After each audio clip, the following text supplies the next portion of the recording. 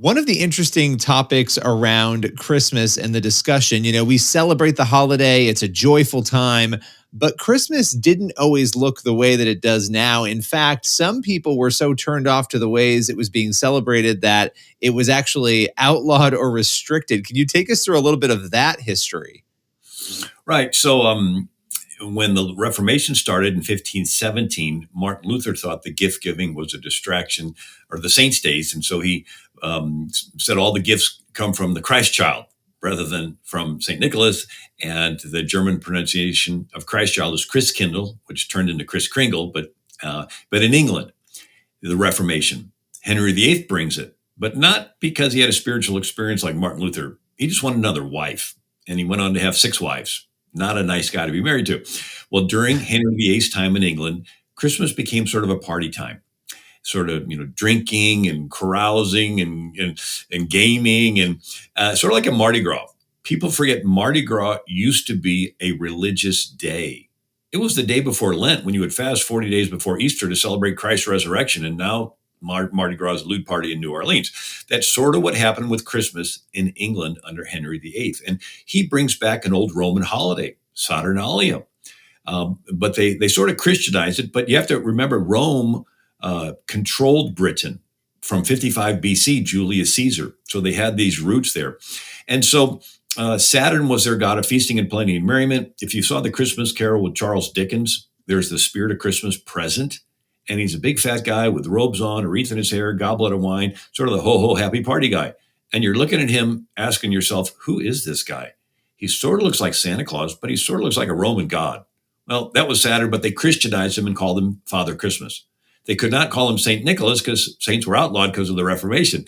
And so during this time, it became this partying time, and the Puritans come along, and they are against this worldliness. Puritan leader Cotton Mather, he says on December 25th, 1712, "Can you in your conscience think that our Holy Savior is honored by mad mirth, long eating, hard drinking, lewd gaming, rude reveling, by fit for a mass, fit for a Saturn or a Bacchus or a Mohammedan Ramadan?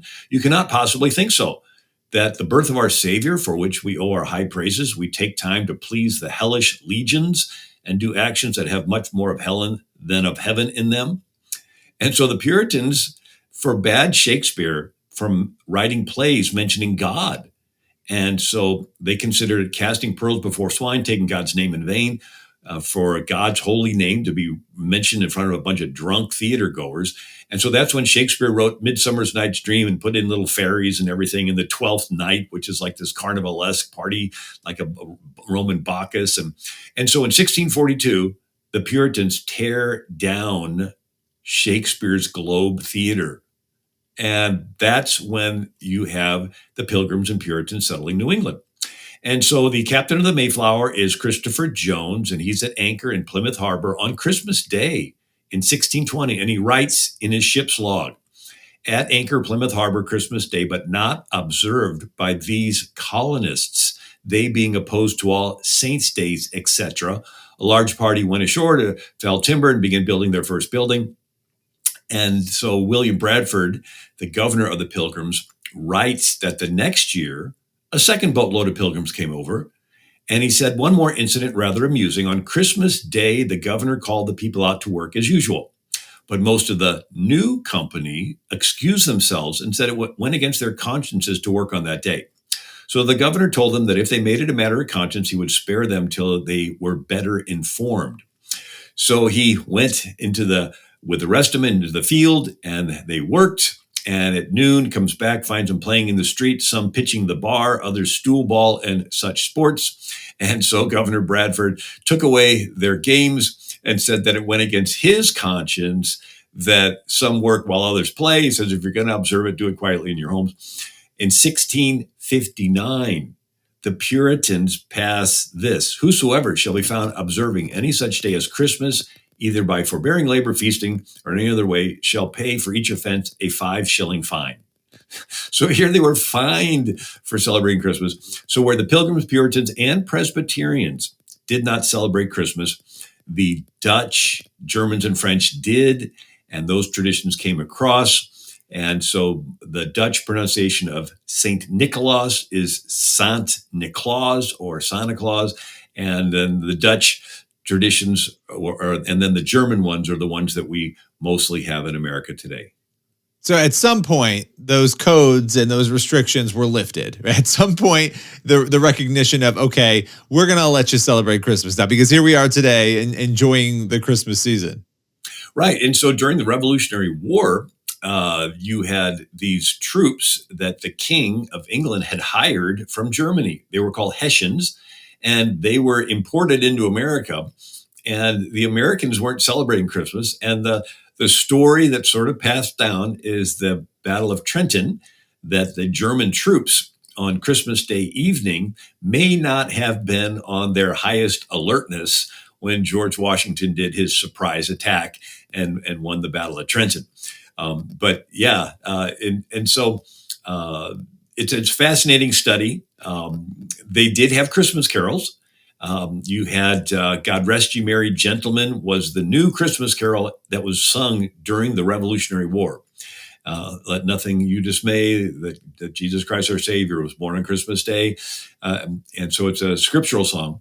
1843, Charles Dickens wrote a Christmas Carol with Scrooge and Tiny Tim, and that was a big impact, because in England you had the rich and then lots of poor, but this started to bring this conscience to the wealthy, and then it went into their foreign policy, and they began to want to treat people in their colonies better. And but then you had, like, the first Christmas cards were ever printed was like in 1844, and then you had Franklin Pierce, the president, was the first one to put a Christmas tree in the White House. Lincoln observed Christmas. So you get to see the different pieces of it coming together. And then eventually there's the national Christmas tree on the Mall in Washington, D.C. And all these presidents from, the Teddy Roosevelt and Franklin Roosevelt and Harry S. Truman would dedicate the annual Christmas tree there. And so we have this tremendous heritage in America. And there's, with going through this history, we can decide what to keep and what to throw out. But there's plenty there.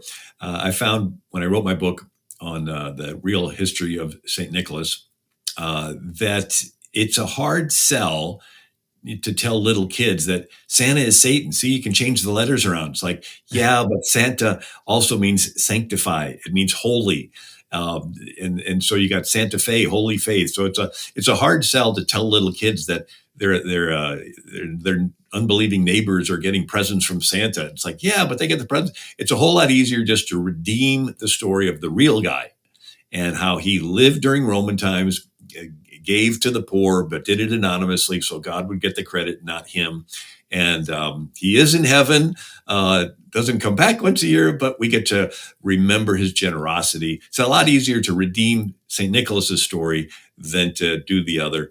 And so it's a time that each family can choose what they want to have as their own. I don't get dogmatic over it, but there's plenty there that we can remember the godly influences and celebrate those.